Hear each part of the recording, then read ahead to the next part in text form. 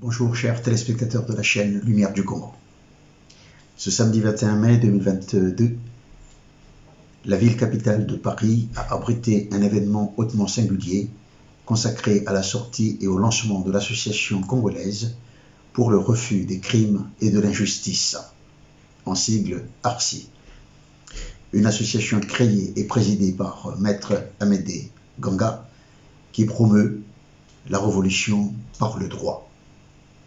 Il faut dire que l'association ARCI vient par là même apporter et introduire un axe nouveau, pour ne pas dire une artillerie nouvelle, au front du combat que mènent les diasporas congolaises contre la tyrannie qui sévit à Brazzaville, orchestrée par M. Denis Sassou Nguesso. De l'avis même de Maître Amédée Ganga, il est temps, mais il est vraiment temps de déclencher la révolution par le droit, afin de mettre hors d'état de nuire la bête qui a fait main basse sur le Congo et qui tient en esclavage tout un peuple. Maître Ganga répond aux questions de Bernard Dandilou pour la chaîne YouTube Lumière du Congo, afin d'éclairer le public sur son concept de révolution par le droit. Bonsoir Maître Amédée Ganga.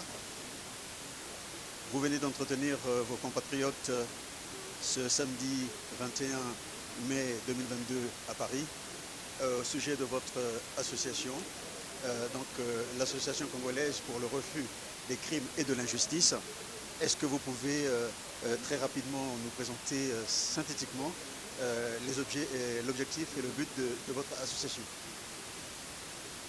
Merci beaucoup. Évidemment, comme vous venez de le rappeler, ça faisait très longtemps qu'avait germé en moi, au regard de l'expérience que j'ai eue au Congo et des déboires et de l'impossibilité pour des gens au Congo d'être ici, notamment nos compatriotes, pour avoir à se faire justice correctement. Cela m'a amené à créer cette association qui est l'association congolaise du refus des crimes et de l'injustice, parce que ceci constitue presque, j'allais dire, la norme sociale désormais dans un pays comme le Congo, où les victimes n'ont rien à faire, ils ne peuvent rien faire, ils sont livrés à eux-mêmes et ils n'ont pas la garantie de la justice, quand bien même des textes seraient là. Et donc aujourd'hui, nous avons lancé cette association congolaise de refus des crimes et des injustices pour que les Congolais désormais croient en ce que, face à la révolution permanente des crimes impunis, nous devons opposer la révolution par le droit. Voilà à peu près l'objectif principal de l'association, objectif qui prend des contours énormes sur l'ensemble des questions qui doivent être traitées. Et notamment la mise en place d'un État juste, la mise en place des structures capables d'aider des victimes dans leur démarche juridique, éventuellement aussi le retour à l'ordre constitutionnel qui est, j'allais dire, le summum de la révolution par le droit, parce que c'est par là que le Congo recouvrera sa souveraineté et que le peuple pourra en ce moment-là prétendre à une liberté où ces lois seront respectées et donc, si vous voulez, un instrument qu'on met au service du peuple afin de se débarrasser du joug de la servitude qui leur est imposée par le système actuel. Telle est à peu près la mission principale de l'ARCI, c'est-à-dire l'Association congolaise de refus des crimes et de l'injustice. Maître Amédée Ganga, vous venez de lancer l'association ARCI. Ne craignez-vous pas qu'on vous fasse le procès de surcharger l'écosystème associatif parisien? J'en ai pensé certainement qu'il y aurait trop d'associations, mais simplement il faut savoir que cette association apporte un nouveau paradigme. Les autres associations sont des associations d'entraide, ça peut être des associations politiques. Nous nous débarrassions d'être une association politique au sens classique du terme, parce que nous apportons un nouveau paradigme, celui de la révolution par le droit.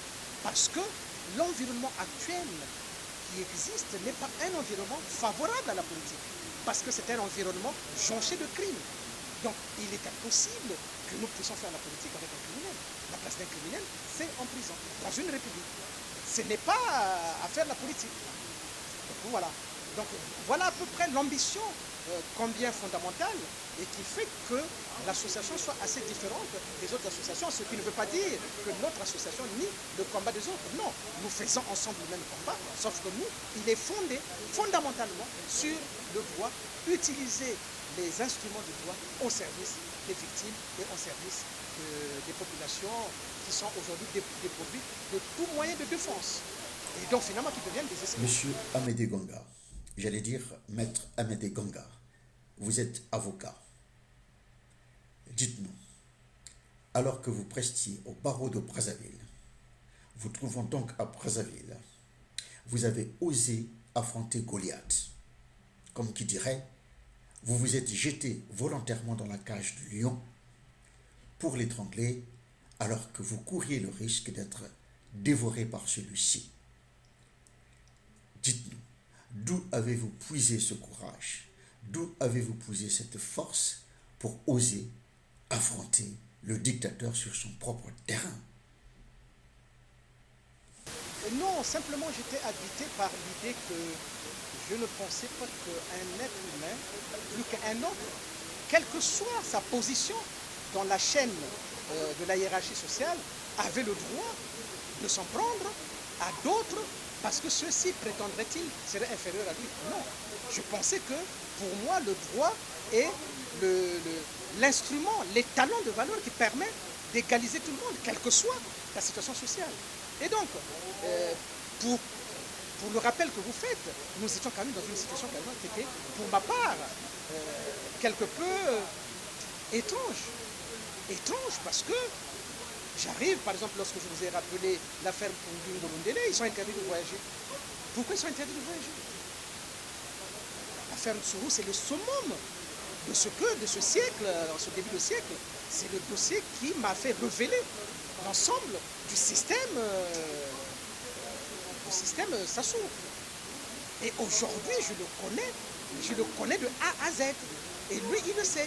Donc, ce n'était pas une mouche qui m'avait piqué, mais simplement la volonté de défendre la liberté et l'innocence d'un individu. Et aujourd'hui, certainement, si vous voulez, le caractère, la vulnérabilité de nos compatriotes aujourd'hui qui ne sont pas capables d'affronter ce régime.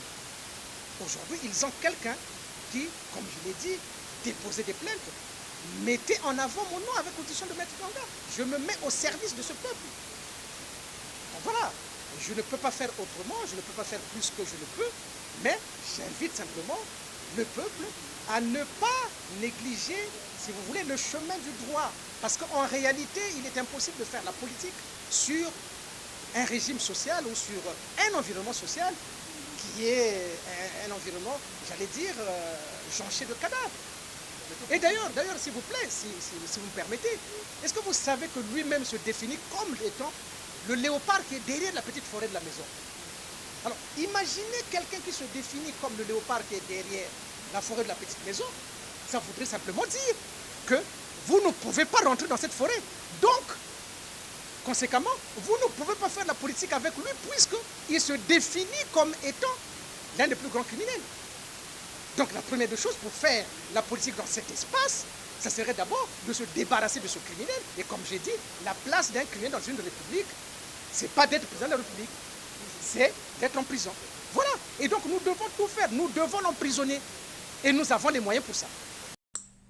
Maître Amédée Ganga, il y a quelques années en arrière, autant qu'on se souvienne, plusieurs associations congolaises ont tenté les actions en justice contre le système politique de Brazzaville, contre Denis Sassou Nguesso. Ces associations ont été soutenues par l'association Survie, par exemple, mais toutes ces actions, jusqu'à aujourd'hui, semblent rester lettre morte. Qu'en pensez-vous?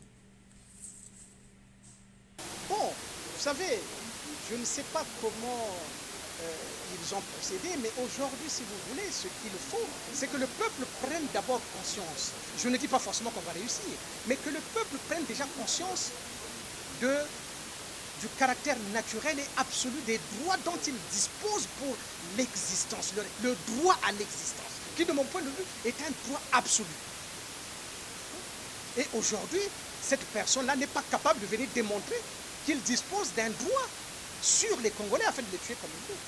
Donc, si nous-mêmes, nous ne prenons pas conscience de ce que nous sommes, titulaires des droits inviolables sur notre droit à l'existence, eh bien, ce monsieur continuera à faire ce qu'il veut. Donc, c'est à nous de refuser les crimes et de refuser les injustices. Parce qu'il n'est pas normal que, venu sur cette terre, nous n'avons pas été créés pour lui. Et lui, d'ailleurs, il dispose d'une usine ou d'une entreprise où on crée les hommes. Alors, pourquoi il peut se permettre de tuer les autres? Et en plus, par des moyens mensongers qui lui permettent d'expliquer aux autres que si jamais je ne suis pas là, eh bien demain, vous n'y serez pas. Ce qui veut dire qu'en réalité, il semble faire croire aux gens qu'il commet ces crimes au nom et pour le compte du peuple du Nord, ce qui est faux. Ce qui est faux. Et donc il appartient quand même au peuple du Nord aujourd'hui de se désengager, de savoir que désormais on sait. Désormais on sait. Donc ils ne vont pas continuer à venir nous dire que non, Sassou est ceci, Sassou est cela. Non, Sassou est un criminel de la pire espèce. Voilà, ça il faut le retenir. Sassou est un criminel de la pire espèce et nous devons l'arrêter. Maître Ganga, l'association ARCI est une réalité aujourd'hui. Nul ne peut le contester. Ce faisant, avez-vous déjà élaboré un chronogramme des actions et des travaux à effectuer? Si oui, comment se traduirait-il sur le terrain? Est-ce par des dépôts de plaintes dans les cours et tribunaux internationaux? Puisque nous avons tous compris qu'il s'agit pour vous de conduire la révolution par le droit, ce qui ne peut se faire qu'en posant des actes sur la base des faits avérés. Qu'en dites-vous? Non, c'est qu'aujourd'hui, c'est d'abord que les victimes de tous bords prennent d'abord conscience qu'ils sont d'abord victimes. Ils ne sont pas coupables de quoi que ce soit, mais ils sont victimes. Donc, une fois qu'émerge cette notion, cette reconnaissance de ce qu'ils sont victimes, comme les victimes du 4 mars par exemple, ils doivent d'abord intérioriser qu'ils sont victimes. Et ce n'est pas un problème résultant du fait qu'il appartient à notre pouvoir, c'est notre pouvoir. Non, ils sont victimes. Et comme ils sont victimes, ils doivent déposer plainte. Il faut vraiment que cela soit entendu, que la masse de population victime doivent se lever. Qu'il s'agisse, et là je répète, je ne l'ai pas dit, qu'il s'agisse de l'affaire Mariam Ngouane, qu'il s'agisse de l'affaire Massamba Deba, qu'il s'agisse de l'affaire du cardinal, de tous ces problèmes, aucun crime ne devra pas rester non élucidé. Et tout ceci devra émerger parce que jusque-là, nous avons fait l'histoire du mensonge. Maintenant, nous reprenons l'histoire de la vérité. C'est cela. Donc, il faut que toutes les populations, tous ceux qui ont subi, doivent se réveiller. Et ils ont la chance, je dirais, d'avoir quand même quelqu'un aujourd'hui qui le leur dit en face. Et ils le savent bien que Sassou a peur de moi parce que je sais ce que je sais. Et lui, il le sait. Et lui, il le sait. La preuve, j'ai quand même déposé plainte contre lui. Je suis à Brazzaville. Pourquoi moi qui suis seul, je dépose plainte, je suis à Brazzaville et je demande qu'on arrête? Et si tant est que tout le peuple se réveille à l'unisson pour aller déposer des plaintes, mais vous ne vous rendez peut-être pas compte de l'influence que ça aura, même au niveau international. Les gens vont commencer à dire, ah, mais qu'est-ce qui se passe dans ce pays-là? Donc, si jamais les nôtres ne se réveillent pas encore, ce n'est pas parce que j'irai à la CPI que la chose sera beaucoup plus entendue. Non, la chose devra être entendue si le peuple d'abord s'approprie de son statut de victime. Et ensuite, lui saura que désormais, je suis découvert. Parce que jusque-là, il le faisait sous le manteau du mensonge. Or, aujourd'hui, la vérité éclate. Et il ne dispose pas des moyens de contrecarrer la vérité. La vérité est en train de le précipiter, si vous voulez, vers l'abîme et de vouloir que son fils éventuellement change, que son fils arrive au pouvoir. Mais rappelez-vous déjà, j'avais dit, nul ne doit tirer avantage de ses crimes. Et nul doit tirer avantage, et nul tiers ne peut tirer avantage des crimes de l'autre. Donc, vous vous rappellerez qu'il a tiré avantage à devenir président parce qu'il a tué ou il a assassiné Mariam Ngouane. Ça, c'est des choses qu'on ne peut plus accepter. Et oui, ça, il faut que vous le sachiez. Il ne tire avantage de ses crimes pour devenir président. De sorte que nous acceptons qu'un criminel même soit notre constituant. Un criminel, notre constituant. Vous vous rendez compte? Est-ce que vous vous rendez compte? Je crois que vous ne percevez pas l'incongruité et la... Je ne sais pas comment je vais vous le présenter. Un criminel est devenu notre constituant. Un criminel. Mais enfin, est-ce que vous vous rendez compte? Est-ce que vous vous rendez compte? Je ne sais pas si le peuple m'entend, mais le seul fait déjà de dire qu'il s'agit d'un criminel qui est devenu notre constituant. Mais les cadres de ce pays devraient tous se lever pour dire non, on ne peut plus accepter ça. Maître Ganga, le Congo est devenu une dictature pour certains et une tyrannie pour d'autres. Il se trouve que le Congo est notre pays d'origine. C'est le pays d'où nous venons. Et qui, à mon sens, est la raison au fondement de votre initiative de ce jour, 21 mai 2022, incarnée par le concept de révolution par le droit que vous ne cessez de prôner. Voilà qui m'inspire cette autre question. La révolution par le droit est-elle une thèse ou la thèse de votre thèse?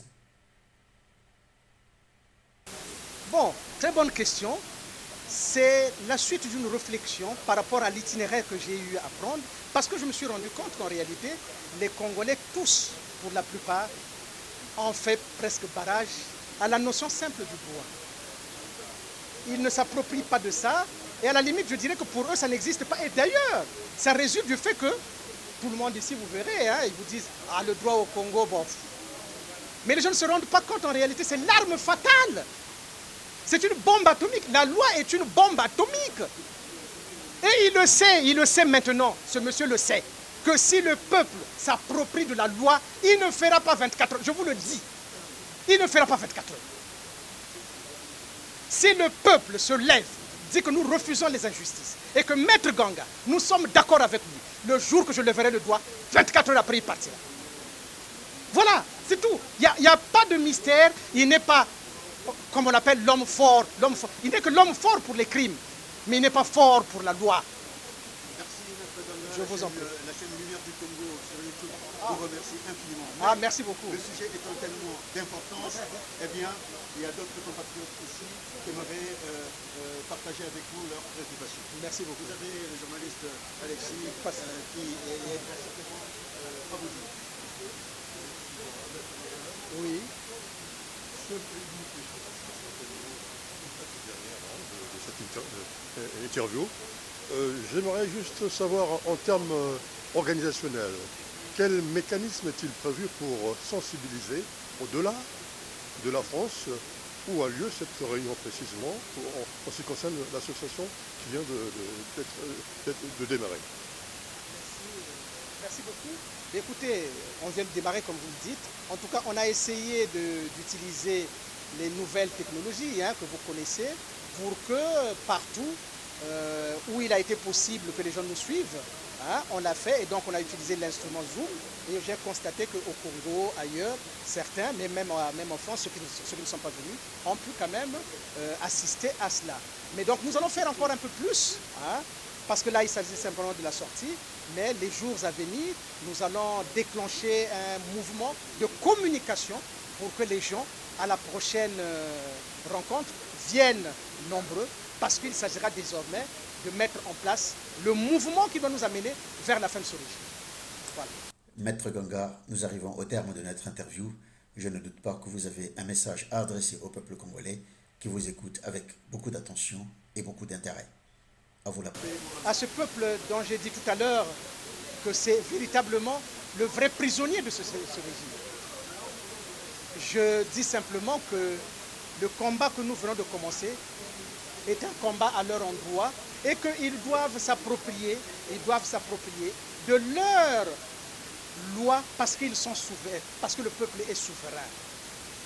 Le peuple est souverain, je sais qu'il souffre aujourd'hui, mais si un temps soit peu, un déclic de la reconnaissance de cette souveraineté leur venait un jour, eh bien, ils vont se libérer. Ce régime n'est pas fort et c'est pour ça d'ailleurs il est obligé de passer par la corruption, de passer par la violence.